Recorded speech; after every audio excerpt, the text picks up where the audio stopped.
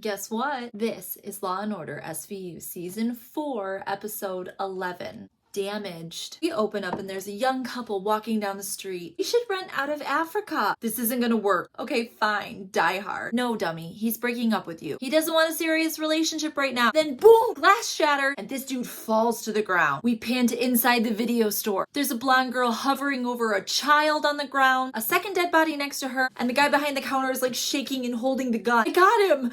I got him! Total chaos and panic. We jump ahead to see Detective Dave Dewthorne on the scene. Cool as a cucumber, and the other police dude's filling him in. The 6-year-old victim is Rebecca Kurtz. She's in the hospital, but it doesn't look good. The blonde girl inside the store with her when she got shot was her older sister named Missy. Bystander under the sheet here, his name is John, and the stick-up kid's name was Eric Campbell. So they think this Eric Campbell kid came in to rob the place and got spooked by maybe the little girl dropping a video. So he shoots the bystander, he shoots the girl, and that's when Joey the clerk shot him. Joey Fields sitting over in an ambulance getting treated for shock. I can't believe I just killed someone. The gun was the shop owner's. But what's this? They got a call from the hospital. The victim, the 6-year-old, she's got gonorrhea. Obviously, we're calling Special Victims Unit. Benson and Stabler meet Dewthorne at the hospital. Little girl Rebecca isn't gonna make it. Parents are in the waiting room. Did you tell them about the gonorrhea? Thought I'd leave that to the sex crimes. Okay, he's cute, but he's like way too chill about this horrible thing. Back from the intro, Munch and Finn are talking to Missy, the older sister. She's not handling it very well. We were just renting a video. She lets it slip that usually Dad spends a lot of time with Becca. She's Daddy's little girl. You don't say. It also turns out that Missy was adopted when she was 12 by the Kurtzes. Bad family situation. So you know exactly what we're thinking. Benson and Stabler are side-eyeing each other big time as they go to talk to the parents, separately of course. Mom paints a pretty good picture to Stabler about how Dad loves his kid. Benson's just ready to rip that band-aid off. Mr. Kurtz, Becca's been sexually abused. What? It would really help us if you could take a gonorrhea test. Dad doesn't take this super well. You go to hell. Back at the precinct, they're going over Rebecca's weekly schedule, and it's packed! Ballet lessons, piano lessons, and everybody's coming up clean. But what's this? Peter Kurtz has a prior for sexual abuse? But when they check into it, they find out that it was Missy who accused him. Social worker says she was mistaking normal affection for sexual advances. And I guess that's what happens when your dad rapes you and pimps you out to his friends. You don't know a good touch from a bad touch. The social worker also says that they thoroughly vetted the Kurtzes. I wish all our families could be like them. We jump to Rebecca's school. The principal is a man version of a piece of chalk, and he's not very happy that we have to test the staff for gonorrhea. You're opening the school up to a lawsuit. One more thing, Mr. Chalk. Did Becca show any weird behaviors lately? Yes, in fact, she did. Trouble focusing and incontinence. She was peeing her pants. But just then, Stabler gets a phone call. That was the captain. We gotta get back. Becca's family wants to pull the plug. Okay, so here's the problem. Family wants to donate her organs, but if they wait much longer, they might not be able to. However, they need to wait for a specialist to do a special rape kit. Can't do it post-mortem. Cabot, can you buy us some time? I'll try. How's she gonna buy some time? I'll tell ya. She filed a restraining order on the parents. Now we gotta argue that shit in front of a judge. And even though there's a little boy who could really use that liver or kidney or whatever the fuck, the judge decides it's her duty to get justice for Rebecca first. Restraining order granted. And that's all it takes. When Benson and Stabler head back to the hospital, the mom hits him with the old, "Do you have children, detective?" Stabler's like, "Oh, well, I'm so glad you asked. I actually have 4. I am a dad. And now we need to get your family tested for gonorrhea." The next day at the precinct, Stabler walks in looking like shit. Benson's like, "Hey, you look like shit. I couldn't sleep last night. You should have called me. I couldn't either." Enter Cragen. Rebecca Kurtz died this morning. They were able to get that liver delivered. That's good. And they did the rape kit. And yes, she was raped repeatedly. Dad came back negative for gonorrhea. But that doesn't mean he's totally in the clear. If he got treated, he would come up negative. So let's go ahead and double check with the doctor. The doctor, who is 2 legs and a goatee, he says, "Nope, it couldn't have been Dad. I just tested him 2 weeks ago." Wait, for a physical? Why did you test his urine? "I wanted to make sure he wasn't abusing Missy." Record scratch. Missy has gonorrhea? Yup. Holy shit, we gotta check in on this. Hey, Missy, we have some questions for you. Do you know who hurt your sister? No. Oh, honey, we think you do. we know you have gonorrhea. She stares at them like a deer in the headlights and cue the hysterics. He raped me and then he raped Rebecca. He told me not to tell anybody. Dad's there too now. Who? Who is it, Missy? My boyfriend, Joe. Joe? The goddamn clerk at the video place? Yeah, he told me to bring her there. But wait, there's more. Missy says that Joey and Eric Campbell, the kid who got shot, are friends. Though she says she didn't know that until they took off the ski mask. Right. Okay, new theory. Joey sets it up, shoots his friend, so he gets to look like the hero. But they're gonna have a tough time with this one because Joey has 0 priors and he's rich.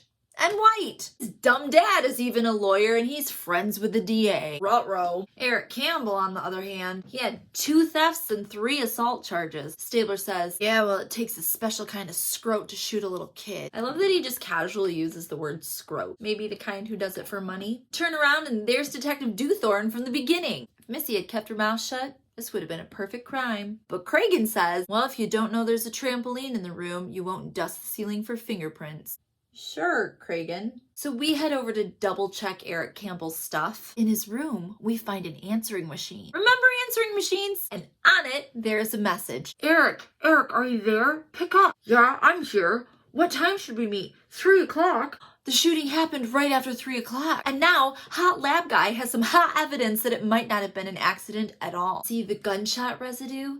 It proves that first he shot the bystander and then moved forwards toward Rebecca and shot again. So now we head over to Joey's house. Yeah, Joey, can you step outside here for a second? Oh, sure. 2 steps out and boom, he's under arrest. His dad's running out after, I'm an attorney. Where the hell is your arrest warrant? Don't need it. He stepped outside. So we jump to the precinct and Cragen and Cabot are just looking in through the mirror. Must be nice to have your dad double as your own attorney. Just then, attorney dad Malcolm walks out. My son had no idea that Eric Campbell was going to hold up the store. By the way, the dad looks like a tall version of Cragen. I'm sorry, no. Your son raped a 6-year-old and then shot 3 people. And they have the forensics to prove it. Even still, dad says he's taking his chances with the jury. So we jump to the arraignment. People versus Joseph Lee Field. 3 counts of murder in the first degree, 3 counts of rape in the first degree. Judge calls the counsels to approach, but basically he just wants to tell his friend Malcolm Field that, hey, I can't go easy on you, even though we're drinking buddies. So Joey pleads not guilty, and you know Cabot's asking to remand him. Judge agrees, remanded without bail. Now let's jump to Liz fucking Donnelly's office. Missy's little rat attorney Kessler, he's wanting to make a deal.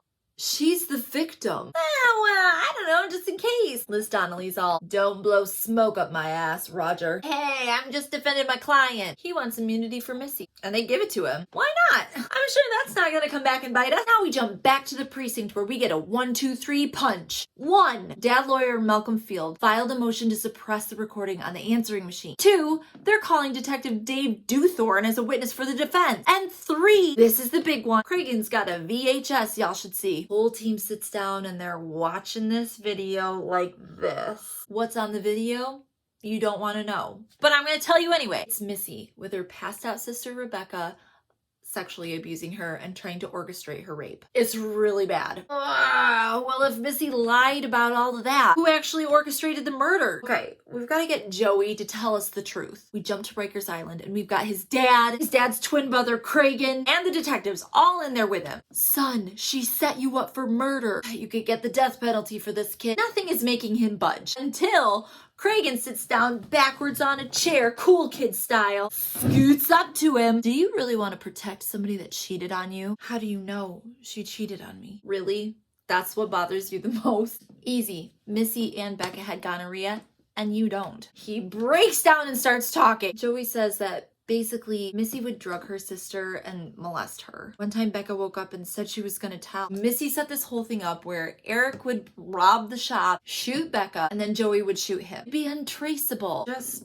fuck me. So they're going for the death penalty for Joey. And here's the absolute trash part. They gave Missy immunity. They can't touch her. But a judge could reverse it. No judge is gonna listen to Cabot.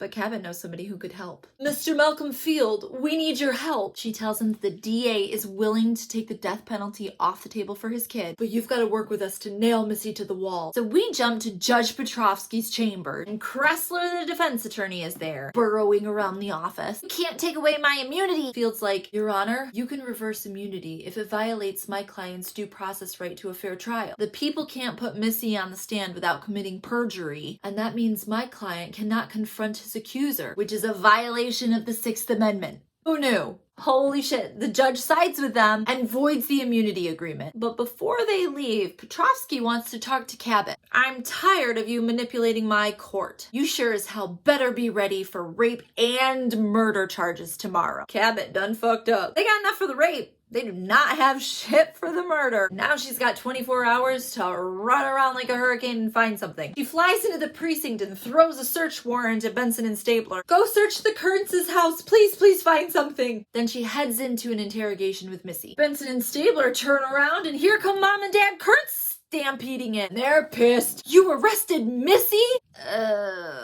Sorry to have to tell you this, guys, but Missy set it all up. Obviously, they don't want to believe it. So Cragen's like, show him the tape. It is devastating. Mom and Dad Kearns are like, so what do we do now? Help us figure out the whole money issue for the hit. Okay, so jump back to Cabot, and she's in with little bitch Missy and her little bitch lawyer. They want to plead down to sexual misconduct. It's like a misdemeanor. That is nuts. But they don't have a case for murder. Okay, let's send Huang in to interview Missy. One little conversation later, and they're like, Missy's kind of a sociopath. She has a flat affect, minimal insight, zero empathy.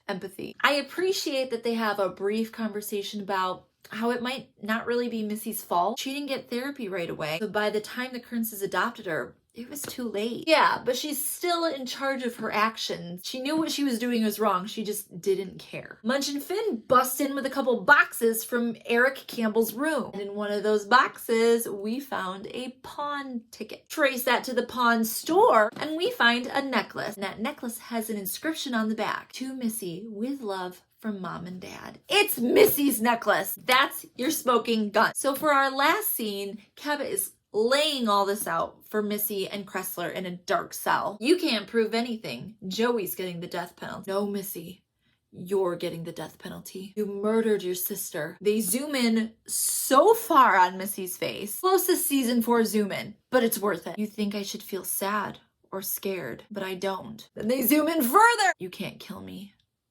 I'm already dead. Oh, I lied. There's one more scene where Cabot runs into Missy's dad outside the courthouse, begging her to save his daughter's life. Killing Missy won't bring Becca back. Cabot is cold as ice, though her misty eyes reveal the humanity within. I have to follow the law.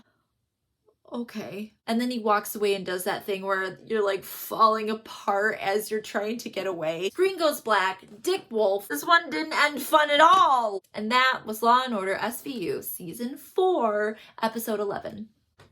Jum jum.